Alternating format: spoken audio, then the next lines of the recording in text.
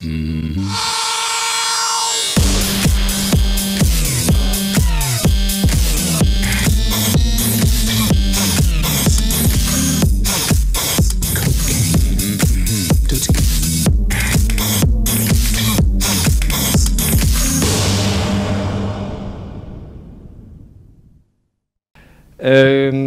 quel plaisir de revoir Nicolas Van Der Bies parmi nous. Je veux pas. Alors, Nicolas, je t'en avais déjà parlé tout à l'heure, enfin hier.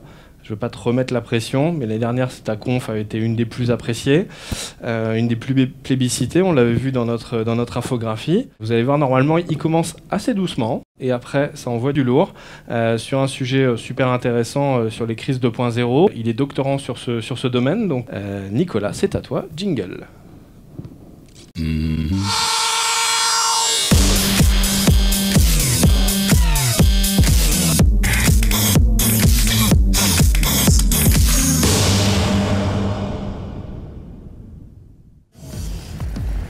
Ça marche. Come here, kitty kitty. Men's Day, pussycats come and play.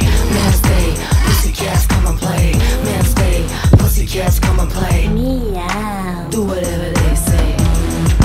Pussycats come and play. Pussycats come and play. Pussycats come and play. Do whatever we say. Make that kitty purr. Make that kitty purr. Yeah. Make that kitty purr. Zaterdag 16 Voilà, november is mannendag. je pense que c'est une bonne transition d'un exemple où on en est maintenant en 2014 dans les crises, à savoir des publicités. On ne sait plus vraiment si c'est un bad buzz ou c'est pas un bad buzz. Est-ce que c'est fait exprès? Est-ce que c'est pas exprès? D'ailleurs, il y a un vrai tournage qui a été réalisé alors que c'est juste sur YouTube. Le hashtag aussi est spécial pour la vidéo plutôt que pour la journée des hommes de Mannendag. Donc il faut faire un petit récapitulatif. Il y a 10 ans, le premier bad buzz avait lieu. Un internaute essaie de contacter une entreprise pour lui signaler que son produit, un cadenas, ne fonctionne pas. Il s'ouvre avec un simple bic. Sans réponse, l'internaute publie une vidéo sur un blog. Plus de 3 millions de visites et 9 jours après, l'entreprise met en place un échange gratuit. Celle-ci n'y avait pas survécu. Le mythe du bad buzz dévastateur était né. Aujourd'hui, après 10 ans et 161 cas en avril, on est à 179 cas aujourd'hui. Nous sommes à un point où il y a eu autant de cas en un an que presque pendant 10 ans. Dès lors, est-ce que ce genre de crise a encore un impact? Quel sens peuvent-elles donner aux entreprises qui les subissent? Et qu'est-ce que ça nous dit finalement sur notre société? C'est à ces réponses que je vais essayer de répondre. S'il est vrai qu'il y a plus de crises qu'avant, il faut aussi signaler que la plupart du temps, elles sont négligeables. Ainsi, en 2013, il y avait 88% de crises éphémères, alors qu'avant, on voyait que c'était beaucoup plus grave. Maintenant, je vais revenir sur ce qui est en jeu, finalement. Vous verrez cette citation dans à peu près 90% des présentations sur le bad buzz et sur la crise.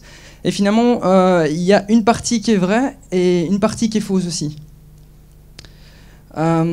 Lorsque j'ai voulu voir le concept de réputation, je suis revenu un peu dans mes bases, parce que j'ai fait latin sciences, donc j'ai été prendre la définition d'un noyau en physique. Et finalement, c'est des nucléons qui, étant fortement attirés l'un par l'autre, fournissent un centre. Et finalement, j'aimais bien cette idée que la réputation d'une entreprise, c'est comme un noyau. C'est tous des éléments qui, comme ils sont attirés ensemble, forment un noyau. Donc, le voici. C'est les valeurs de marque, les responsabilités sociétales, l'image ancrée, l'expérience collective. Ensuite, il y a un deuxième, c'est l'image. Qu'est-ce que c'est l'image? C'est tout ce qu'une marque dit sur elle-même, son logo, ses campagnes de pub. C'est aussi l'influence ancrée. C'est-à-dire que quand il y a eu l'homme nu, on a produit une image, c'est cet homme nu. Et c'est là que ça se place. Et le troisième, c'est le noyau d'influence. Donc c'est en gros tout ce qui est les avis de tiers, tout ce qui nous influence, les rumeurs, les égéries, etc. Et cette influence, c'est possible qu'elle crée une image. Et que l'image crée de la réputation. Mais c'est un processus qui prend extrêmement beaucoup de temps Et on peut voir donc que l'influence peut créer des images et que l'image bien travaillée va fournir petit à petit de la réputation. Et la réputation, c'est la seule chose qui agit sur toutes les autres couches. C'est-à-dire que quand la police de New York demande aux gens de prendre une photo, qu'est-ce qu'ils récoltent? Ils récoltent leur réputation. On voit l'image qu'ont les gens en un coup. Quand le PDG de Ryanair fait des questions-réponses sur Twitter, qu'est-ce qu'il reçoit? Il reçoit ses réputations. Et donc la réputation agit vraiment sur toutes les couches. Et donc c'est un processus qui prend beaucoup de temps, mais au final c'est un meilleur investissement. Pourquoi? Parce qu'elle va vous accompagner quand vous serez dans vos campagnes d'image, mais aussi dans votre influence. Ça montre aussi tout le débat qu'il y a eu pendant tout un temps où les entreprises se sont focalisées sur les campagnes d'image, c'est-à-dire la TV, les pubs pures, alors que pendant ce temps-là, il y avait des gens qui disaient des choses sur eux en influence. Et d'influence en influence, on crée des images et ça vient gêner le discours d'une entreprise. Ça n'est qu'après qu'on rajoute des indicateurs. Alors, il y en a beaucoup qui disent que le SEO est de l'e-reputation. Ça n'est pas de l'e-reputation, c'est juste un indicateur. Ça va fournir plus de visibilité, moins de visibilité, et c'est ça qui fera. On parle aussi de tonalité positive ou négative. Ça n'a pas de débat. C'est après qu'on juge si c'est positif ou négatif en fonction du public qui regarde. Ça clôt aussi le débat qui disait oui mais pour quel public, est-ce que c'est la réputation? C'est en fonction, c'est comme ces images de psy où on voit un truc, chacun y voit sa propre image qu'il détecte. C'est exactement la même chose. Comme c'était très technique, je vais essayer de résumer ça finalement à travers un simple exemple. C'est-à-dire que l'influence, donc les reputations, c'est j'arrive à l'hôtel du parc, la personne à l'accueil ne me répond pas de façon polie. Une fois dans ma chambre, je tue rageusement quel hôtel, c'est scandaleux. L'image, c'est je quitte l'hôtel. Après certes une mauvaise expérience dans les premiers moments, j'ai passé une semaine excellente. L'expérience vécue est bonne, j'en ai une bonne image et je le recommande à mes amis. Et donc je produis de l'influence. Enfin, réputation, c'est je suis maintenant client depuis 20 ans d'une entreprise, bien que j'ai encore eu quelques soucis, c'est pour moi le meilleur hôtel et j'y reviens à chaque fois. Donc vous voyez bien que c'est dans la relation qu'on va créer au long terme les valeurs d'une marque. C'est pourquoi j'estime indispensable de revenir... attendez, non, j'arrive pas, c'est pas grave. De revenir sur le paradigme actuel qui dit que Tremblay marque les consommateurs ne sont plus des consommateurs, ce sont des acteurs. Ils ont pris le pouvoir et peuvent vous démonter en un seul clin d'œil. Finalement, les gens vous regardent, on vous pose une question, profitez-en pour exposer vos valeurs et votre marque. Vos valeurs sont l'humour, répondez avec humour. Vos valeurs sont le service client, prouvez-le. La crise devient alors un espace d'expression où le message reflètera le positionnement et les valeurs de la marque qui parle. Un bad buzz, c'est pas lorsqu'un consommateur prend en partie une marque, c'est lorsque cette visibilité factice va vous prendre en otage. Un bad buzz, c'est dans le cas où finalement l'entreprise ne va pas profiter de ce moment de visibilité tout en haut et elle va adopter un comportement qui est contraire à ses valeurs. On revient un peu avec la conférence qu'il y a eu, qui devait être faite par Camille Along, qui dit que finalement c'est possible que vous allez être pris à partie par une communauté, mais ce n'est pas pour ça que c'est négatif pour vous, du moment où vous montrez vos valeurs de marque. Enfin, il y a aussi l'importance d'aller au-delà du bruit. Alors le bad buzz, ça produit du bruit. C'en est même sa définition, buzz. Il est nécessaire de faire comprendre que ce bruit, finalement, qu'est-ce que c'est? Il faut le décortiquer, aller voir ce que c'est.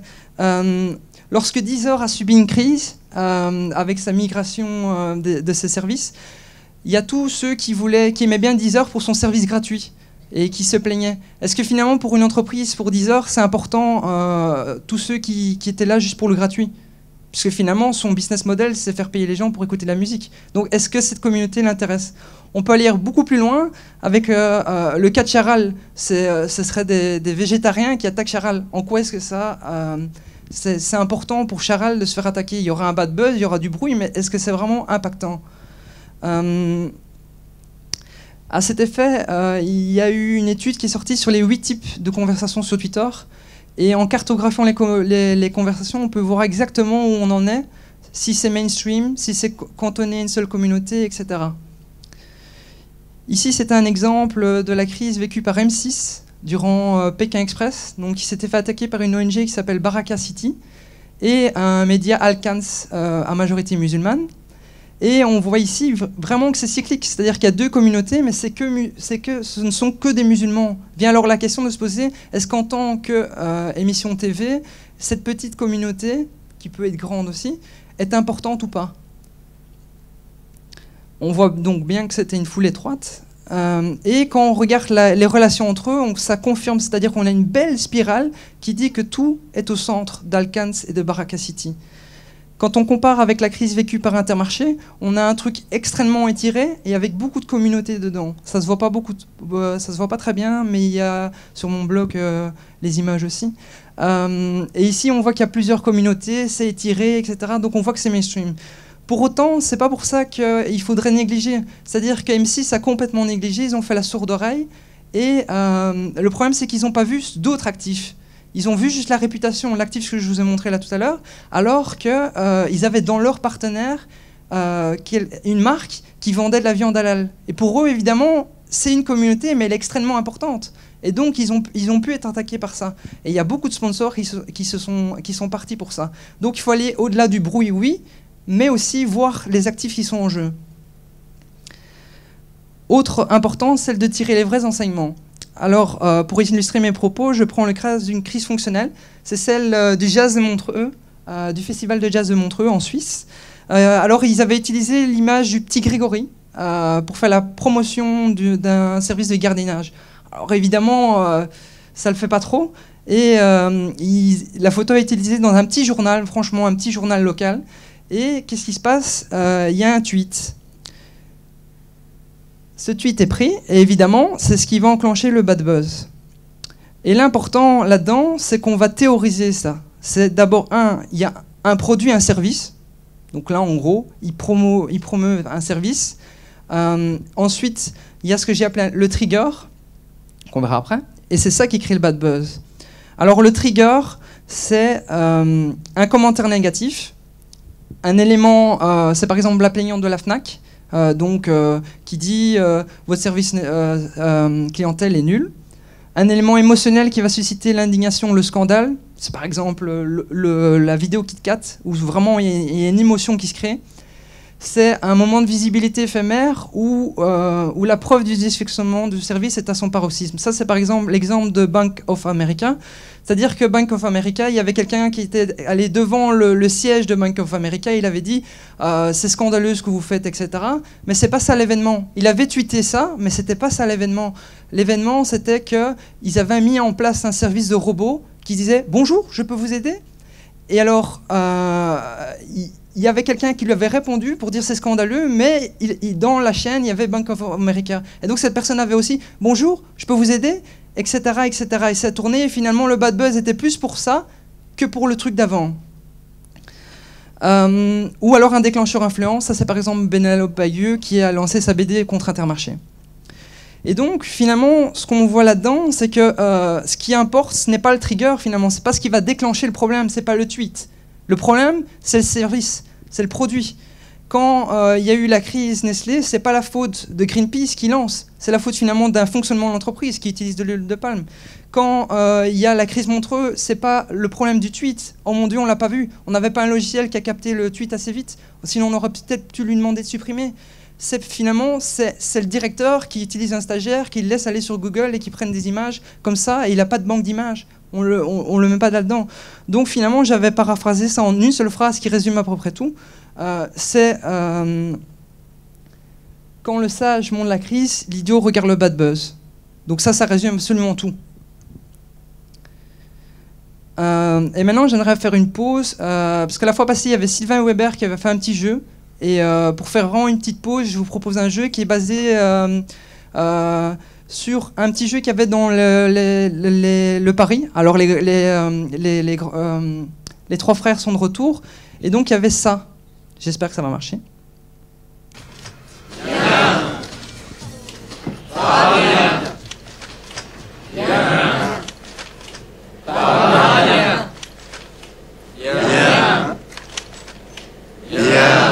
Non, pas bien. Il y a le gars qui fume dans le rétro. Donc voilà, on va faire exactement la même chose. C'est-à-dire que je vais vous montrer un bad buzz, ou pas, et c'est à vous de dire bien si vous pensez que c'est pas un bad buzz, et pas bien si c'est un bad buzz. Donc comme je sais qu'il faut chauffer la salle, surtout que vous venez de rentrer, etc., vous êtes peut-être un peu endormi, j'ai pris un exemple très simple. Donc il y aura un chrono, 3, 2, 1, et quand on est au 1, vous dites pas bien ou bien en fonction de si vous pensez qu'il y a un bad buzz ou pas. Donc là, petit test. Ah, voilà, il faut attendre le 1. Le test était nécessaire. Donc,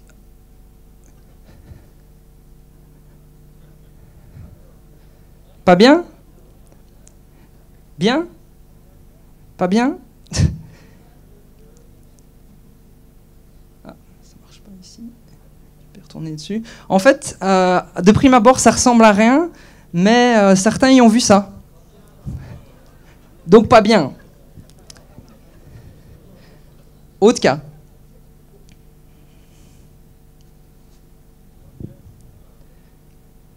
Pas bien. C'est juste de filles, qu'est-ce que vous avez? Il n'y avait aucun souci.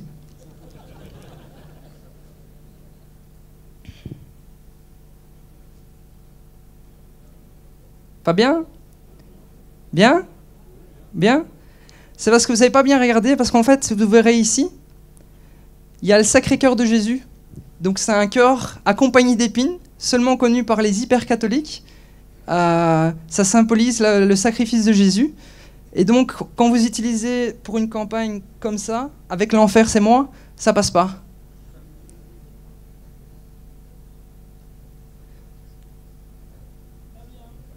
Pas bien, ouais. Il était évident celui-là quand même. Ceux qui n'ont pas vu, il y a mis fiction sur l'étiquette.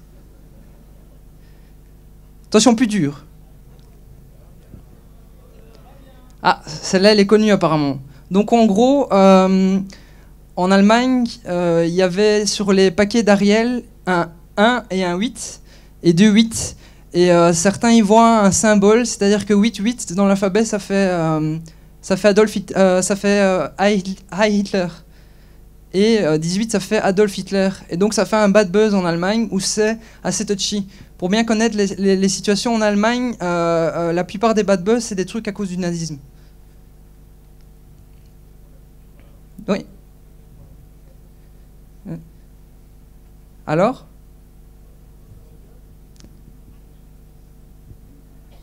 Bien, pas bien ? Pas bien ? Effectivement, parce qu'en fait, sur le vert, il y a le Maroc qui est dessiné. Le problème, c'est qu'il n'y a pas le Sahara. Et c'est une région qui est séparatiste au Maroc. Et donc, ça a créé un tollé. Et ils ont dû changer tout leur vert. Donc, finalement, qu'est-ce que ça nous dit ? Qu'est-ce que ça dit aux marques, ça ? C'est la puissance du détail.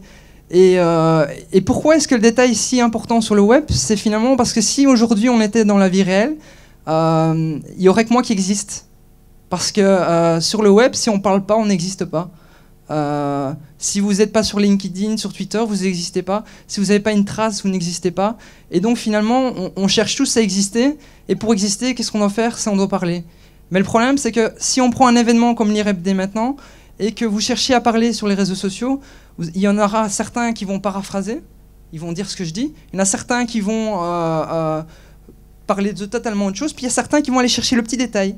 Le petit détail, par exemple, c'est la personne qui, pendant cet exposé ici, il a été tweeté qui avait mis avril 2014 en bas. Ça, c'est la personne qui a été plus loin. Pourquoi ? Parce que s'il y a 400 personnes qui disent ce que je dis, vous n'allez pas être différenciant. Par contre, si vous allez aller chercher le petit détail, eh ben là, vous allez être différenciant et vous allez être tweeté parce que les gens vont voir que vous avez quelque chose d'inédit, ils vont essayer de capter l'inédit pour avoir l'influence que vous avez développée, etc., etc. Et finalement, c'est en rapport avec notre société, c'est qu'aujourd'hui, même quand on est dans un événement comme aujourd'hui, si on ne tweete pas pour montrer que l'événement existe, l'IREBD existe, il y a un hashtag, il faut être dans le trend topic, ah ben on n'existe pas. C'est un peu symbolisé par ça, c'est-à-dire là il y a une belle brochette de personnes, ça serait tellement intéressant de parler entre eux. Non, ils sont tous sur leur smartphone pour montrer que les événements existent, pour prouver qu'ils existent, pour prouver qu'ils sont là. J'étais là. La puissance du détail, c'est par exemple cette pub numéricable où pendant une seule seconde, il y avait une URL, je veux une bouée.fr. Alors le nom de domaine n'était pas réservé, et alors ça a fait ça.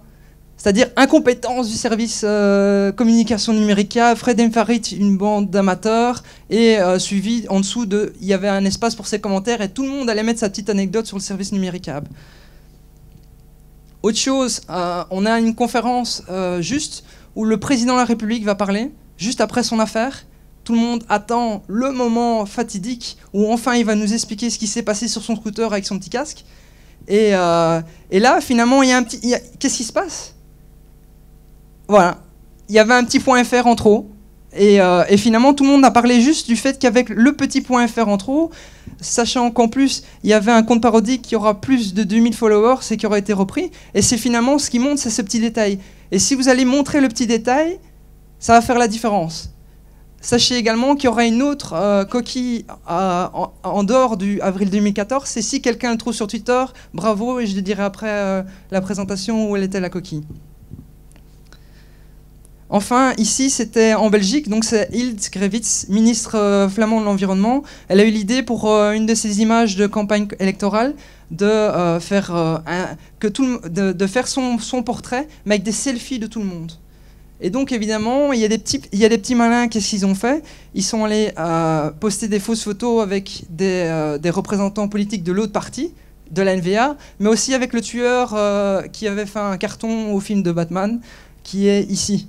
Et donc c'est encore, finalement, c'est qu'un petit portrait parmi autant, mais c'est un petit détail qui fait la différence et qui fait qu'il y ait de la visibilité média pour ça.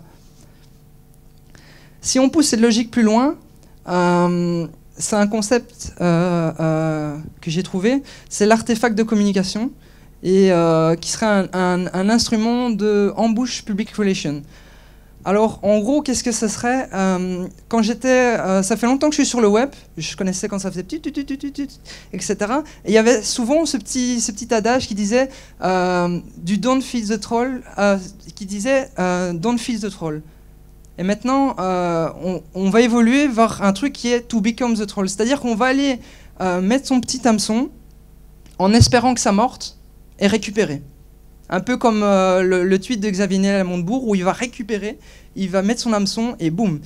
Donc en gros, c'était l'artefact, c'est un prétexte matériel ou immatériel qui sert d'appât pour la presse dans un but de visibilité. Bon, ça c'est ma définition de doctorant. Comme je sais que vous êtes des professionnels et vous avez besoin de catchline, je vais vous faire le pitch. Donc en gros, vous n'avez rien d'intéressant à dire, ce que vous avez à dire est ennuyant. Déjà vu, la presse n'a que faire de vos services. Créons donc un artefact de toute pièce qui illustrera ce que vous avez à dire, tout en étant d'un intérêt pour la presse. On s'en fout si c'est vrai. Et en gros, il y a plusieurs trucs. L'artefact comme objet, alors là, il y a un champion du monde, c'est Copé. C'est-à-dire que Copé, il doit venir à une émission de radio ou autre, et ce qu'il a à dire, il l'a dit 100 000 fois. C'est-à-dire qu'il doit trouver quelque chose pour stigmatiser une communauté, ou alors il doit parler encore du mariage homosexuel, etc. Qu'est-ce qu'il va faire? Il n'y a aucun intérêt. Il va prendre un artefact, c'est-à-dire un objet qu'il va amener et qui va faire l'hameçon. Et finalement, après, il n'aura plus rien à dire, puisque tout le monde va parler du pain au chocolat.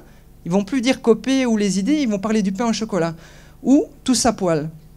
Et donc finalement, il joue sur ce type de conversation qui est les conversations polarisées. Ça revient un peu aussi sur la présentation de Camille Along. C'est-à-dire que les communautés là sont complètement en deux, et donc vous allez profiter d'une communauté pour aller troller l'autre, et vous allez en profiter de la relation. C'est-à-dire que vous en foutez d'une communauté, vous allez la bâcher pour que celle-ci réagisse et que ça vous fasse de la visibilité pour votre positionnement à vous. Un autre artefact comme objet, alors il y a eu lui. C'est-à-dire que lui, c'est quand même le pauvre, il a quand même eu on l'a accusé de quelque chose, et tout ce qu'on a retenu, c'était juste sa collection de chaussures. Donc là, c'est l'objet collection de chaussures qui revient. Autre chose, c'est la fausse news insolite. Là, le champion du monde, autant l'autre, c'était Copé, ici, c'est Amazon.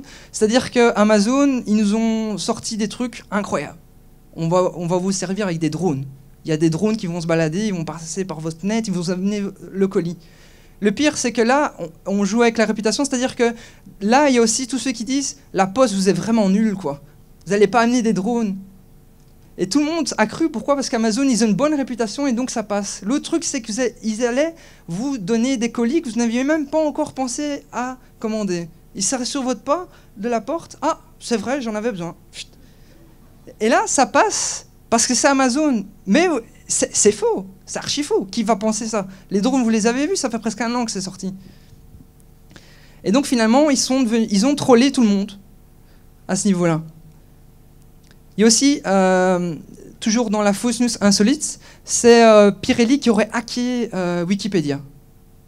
Bon, après on apprend qu'ils n'ont pas hacké, mais en fait ils ont uploadé des photos avec des Pirelli. Puis après on apprend que non, on n'a jamais hacké Wikipédia, pas du tout, c'est l'agence de communication qui a fait ça dans notre dos, etc. Mais au final, il y a eu de la visibilité là-dessus. Et alors, là, c'est un vrai challenge, c'est les fausses études. C'est-à-dire que la plupart du temps, le journaliste à qui vous parlez, il comprend rien. Il sait pas, il n'est pas scientifique, etc. Donc vous allez lui dire qu'il y a un scientifique qui pense que ça, il y a moyen que ça passe. L'année passée, quand j'étais venu à l'IRIPD, j'avais parlé du Librido, donc c'est ce Viagra féminin dont les créateurs avaient peur parce que c'était tellement efficace que ça allait bouleverser l'ordre social et que les femmes allaient devenir des objets sexuels enjoués et que finalement ça serait presque comme des zombies avides de sexe. Parce que c'est les créateurs qui l'ont dit, attention, mais finalement tout ce qu'on retient c'est que ça marche. Il y avait aussi Oreo, donc là c'est aussi assez insolite le cas Oreo, c'est-à-dire qu'ils ils ont testé sur des souris les biscuits Oreo et ils ont dit que ça avait le même effet que la cocaïne.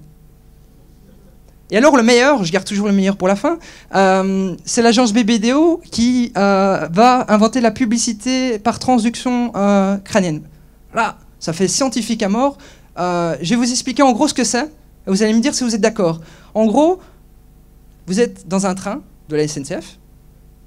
Enfin non, il vaut mieux pas. Vous êtes fatigué, parce que c'est le 4e que vous ratez. Vous endormez sur la vitre, comme ça, et en fait, eux, ils vont envoyer des sons comme des sons sonars, qui vont envoyer de la pub. Voilà ce que c'est. Donc en gros, ils ont trouvé le moyen, par les vibrations de la vitre, d'envoyer de la pub. Qui va croire ça? Enfin, j'avais imaginé à l'extrême, c'est le fait qu'à compte, c'est-à-dire que il y en a beaucoup qui font des fausses pubs. Mais finalement, il n'y a personne qui s'est demandé, avec tous ces matériaux graphiques qu'ils ont, si c'est pas vraiment quelqu'un de eux qui le font. Et au pire, s'ils ont un bad buzz, ils disent non, c'est pas nous. C'est pas certifié, c'est pas le nôtre. On sait pas à qui c'est. Il y avait aussi cette histoire de faux flop. C'est-à-dire qu'ils avaient fait venir des journalistes pour montrer comment ils faisaient un brainstorming pour des tweets. Et ils ont expliqué qu'ils ont mis 40 jours pour écrire un tweet. Qu'est-ce celui-là? Retweeté 0 fois. Gros flop. Sauf qu'après, que la news soit passée, que c'est un flop, ah ben, il y a eu 300 retweets, etc. Et finalement, tout le monde retient que le camembert, ça se sert à bonne température. Voilà. C'est vraiment dire, voilà, on n'a rien à dire. Enfin, au départ, on n'a rien à dire. Le camembert, ça se sert à bonne température. Mais on va trouver un moyen d'en parler. Et enfin, le faux bad buzz. Donc là, en gros, on va susciter un jugement en jouant sur des valeurs que j'ai isolées ici, ou sur les événements passés. On va attendre la montée des pics pour exposer un message, une valeur ou un nouveau produit. Donc les indicateurs de succès là-dedans, c'est une amorce qui suscite l'engagement, donc l'homme nu par exemple, pas de discrimination vers une communauté, c'est-à-dire que vous ne faites pas comme Perrier, vous n'allez pas aller taper sur les femmes juste parce qu'elles font du bruit, vous allez réfléchir intelligemment comment le faire, communiquer au moment où le pic va redescendre pour remonter là-dessus, et enfin avoir un vrai message, donc un vrai message à proposer avec une valeur. Et ce, pas dans une logique mercantile, sinon on va vous monter dedans. Et finalement, ça rebondit aussi avec le truc de Dorsel, c'est-à-dire que ce qui compte n'est plus le tweet, le message, la pub, mais l'histoire qu'il va y avoir autour. C'est ça la vraie. C'est plus le produit, c'est plus votre service, c'est l'histoire qu'il va y avoir autour. C'est une expérience, une émotion, parce que ça ne s'oublie pas. Ici, il y avait le cas d'Onemate, qui ont joué sur des valeurs d'égalité, c'est-à-dire qu'ils ont montré des homosexuels dans une pub, et ils savaient qu'ils allaient avoir des haters. Et donc, 2 semaines après, ils avaient déjà des artistes En 2 semaines, ils avaient monté des artistes, ils avaient monté le plan, ils avaient fait un love parfait, et ils ont bien montré que les messages positifs étaient plus importants que ceux qui étaient négatifs, qui étaient transformés en love. Enfin, voilà, en 2 semaines, tout était préparé, et finalement, ça donne des valeurs de marque. Ça, c'est malin. Il y avait l'autre cas ici avec cette société Paris en ligne qui avait fait semblant d'avoir coupé dans la forêt amazonienne.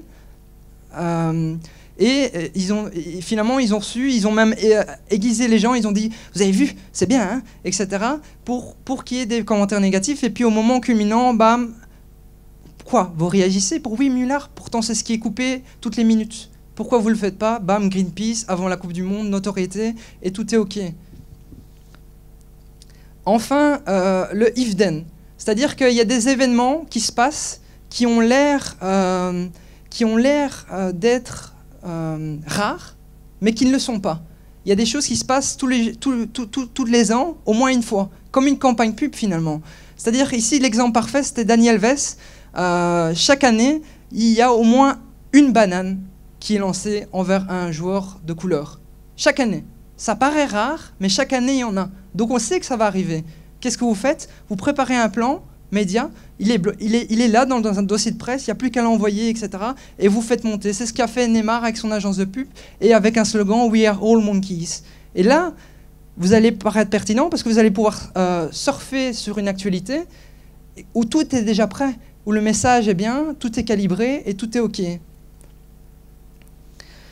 Enfin, les marques ne peuvent plus être autistes par rapport au monde qui les entoure. Il y avait eu ce cas de célèbre boutique qui avait vu le trend topic Aurora et qui s'était dit « chouette, on parle de moi ». Sauf que c'était la tuerie d'Aurora. Ça le fait un peu moins bien. Il y avait aussi Air France qui avait augmenté le prix de ses tickets à cause d'un algorithme, à cause du tremblement de terre au Japon. C'est plus possible. Sinon, il y a d'office bad buzz. Ici, il y avait aussi British Airways en plein crash Malaysia Airlines qui invite à s'évader et découvrir l'océan Indien. Et ils valident et ils envoient, ils disent pas « Ah, il y a quelqu'un », etc. Enfin, c'est pas juste les événements qui entourent, c'est aussi les événements qui se passent autour, les valeurs qui sont propagées. Le tide gap de Target, ça fait un bad buzz. Pourquoi? Parce que ça commence à moins passer, on n'accepte pas.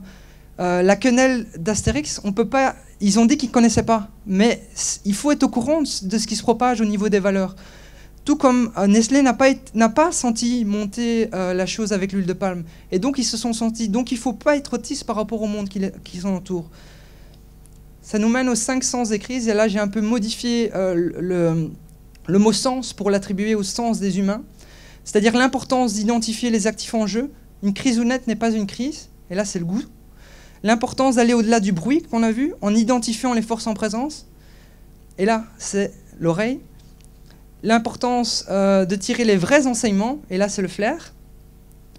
L'importance du détail, et donc là, c'est les yeux. Et enfin, l'importance pour une organisation d'être ouverte sur le monde qui l'entoure. Et ça, c'est le toucher.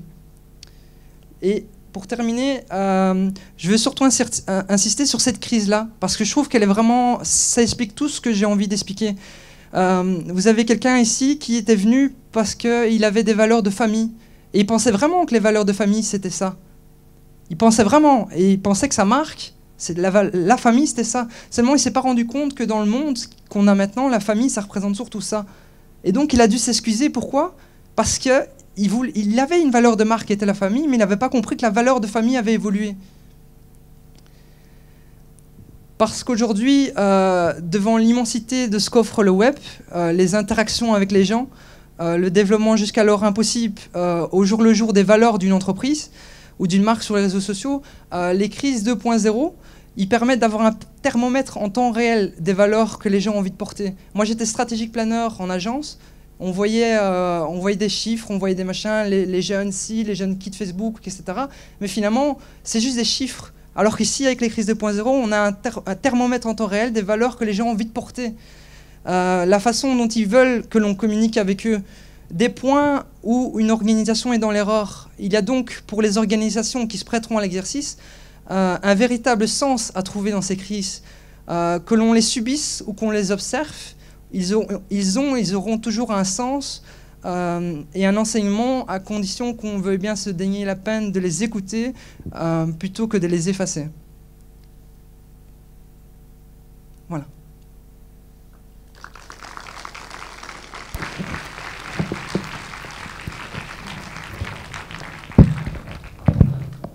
J'ai écouté un petit peu ce qui se disait dans la salle. C'est bon, tu as repris le niveau de l'année dernière, c'est parfait. Bravo Nicolas. Pierre-France, de rue 89 Strasbourg. Merci. Oui, c'est vrai que c'est extrêmement complet. On est parti sur les modélisations et puis il y a eu un moment où on était vraiment très haut perché. Merci pour décortiquer l'ensemble de ces crises.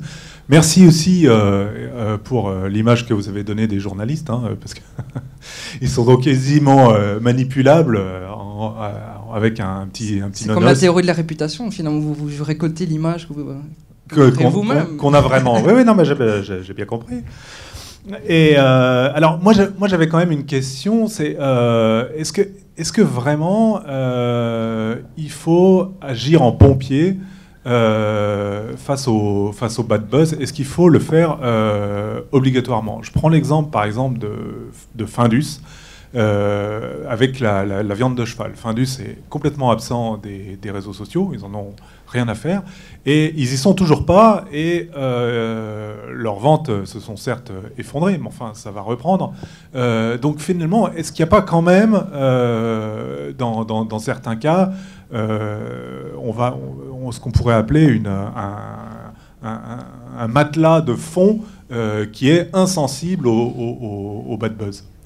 Moi, en fait, j'ai pas de recette miracle, c'est-à-dire que vous verrez jamais les 5 moyens de lutter contre le bad buzz ou contre la crise. Je n'en ferai jamais, parce que j'estime que dans n'importe quoi, ce qui compte, c'est savoir ce qu'il faut pas faire, et le reste, c'est l'entreprise qui doit décider en fonction de ses valeurs. C'est ce que j'expliquais bien.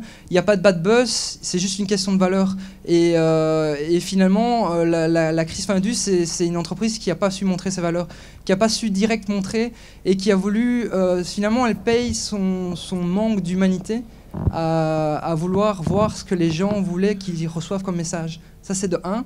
De 2, ils ont fait l'erreur qu'ils sont en pleine crise, et qu'est-ce qu'ils vont faire? Ils vont aller voir Réputation Squat. Ça, c'est déjà au niveau au niveau marketing, c'est un très mauvais choix, parce que vous êtes dans une véritable crise où vous avez lâché, et c'est votre nom qui est en premier, parce que toutes les marques ont eu ça. Moi, je me souviens même quand j'étais en agence de pub, on allait mettre un affichage où il y avait mis 100% pur bœuf, et on l'avait téléphoné au directeur marketing. Vous êtes sûr qu'il n'y a pas de souci? Oui, on voyait tout. Et finalement, au moment où on appuie presque sur imprimer, il y a déjà 1000 trucs qui sont passés. Hop, ils étaient pris aussi. Donc il y a déjà à ce niveau-là un problème. Et en allant voir Réputation Squat, c'est déjà dire je veux effacer ce qui a été dit. Ça n'est même pas je vais construire un dialogue. Je vais voir comment est-ce que les gens pensent de moi, et comment est-ce que je vais le faire. C'est direct voir une entreprise qui est connue pour effacer les traces sur Internet. Ça, c'est déjà un problème. Donc, Findus, c'est pas une question de est-ce qu'il fallait y aller, est-ce qu'il fallait communiquer, c'était une question de où est-ce qu'on va aller, comment est-ce qu'on va construire le message, comment est-ce qu'on va faire. Et ils ont voulu adapter, justement, c'est un bon exemple de quelqu'un qui veut adapter... il croit que c'est sur le web, et donc on va régler ça avec une agence web, alors qu'en fait il fallait une agence de crise pour ces cas-là, qui connaissent bien les réseaux sociaux et qui sachent comment on allait décliner le message qu'on avait produit ensemble, parce qu'ils n'avaient vraiment pas la même chose dans les médias normaux que sur le web, et c'est vraiment ça qui a posé problème, je pense. Une autre question dans la salle? On n'en prendra qu'une, malheureusement.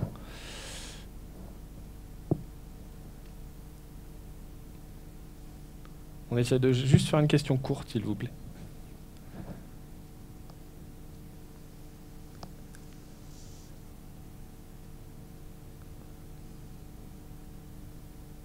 Au micro. Donc, Hervé Mathiazin, JB Conseil en énergie renouvelable. Voilà, je voulais rebondir un peu sur la RSE, la responsabilité sociale et environnementale, qui est un peu l'objet de mon activité, et parler du bilan énergétique de toutes les actions que nous faisons sur les tablettes, enfin tous les supports, tablettes, ordinateurs, in fine. J'ai eu la chance d'avoir google.org comme client, qui ont tenté de compenser leurs émissions de CO2. Donc également, on peut parler d'éthique en matière d'utilisation du support. Il y a un an, mon support, donc une tablette, enfin un smartphone, je le rechargeais tous les 3 jours. Donc la batterie étant moins performante au bout d'un an, c'est tous les jours maintenant. Il faut savoir qu'également, dans le cadre donc, de la communication, des réputations, il y a une grande tendance de fond qui consiste à tout simplement tenir compte de sa réputation aussi environnementale. Et donc, en fait, compte du bilan énergétique de son activité en termes d'émissions de CO2 directes ou indirectes. Je voulais savoir si vous avez à ce sujet déjà des études ou des perceptions du marché en Belgique ou ailleurs sur donc le bilan. Non, parce que franchement, c'est pas du tout mon domaine et à ce niveau-là, je vais pas dire que je m'en fous, mais presque. Voilà. C'est clair. Ouais. Ouais, c'est clair. Une autre question peut-être? Damien devant, Damien Douani. Damien court. Hein. Enfin, court pas, une question courte. Quoi. Est-ce que la mauvaise e-réputation et le bad buzz peut être une stratégie de communication? Exemple, au jeu Perrier qui lance sa nouvelle canette avec une pub de 1 minute 20 qui digne d'un sketch de Jean-Marie Bigard. Tout le monde les dézingue, ils assument. Est-ce qu'au final, c'était pas une manière de faire parler d'un produit sur lequel on n'avait rien à dire? Oui, ils l'ont fait. Ça, c'est clair que l'attention, ils ont vraiment envie qu'on ait un produit fonctionnel. On ne sait pas comment parler de ce produit. Donc, soit on fait des chats, soit on se dit que oui, il y a un an, il y a Carambar qui a fait quelque chose de bien, puis Stabilo qui a fait, puis Numérica. On va peut-être faire la même chose. Comme j'ai dit, soit il y a des valeurs à donner, soit on sait atterrir sur ses pattes de marque. Et alors c'est bien, mais en tout cas quand on a une marque comme Perrier qui est une marque premium et qui se veut quand même haut de gamme, c'est de la com de bac à sable et c'est une erreur stratégique. En plus de jouer sur de nouveau les valeurs féministes qui sont un peu je vais faire un bad buzz, comment est-ce que je fais? On va aller titiller les féministes, c'est très très simple, donc voilà, c'est une erreur. On peut remercier Nicolas encore pour son intervention. Merci d'avoir fait le déplacement.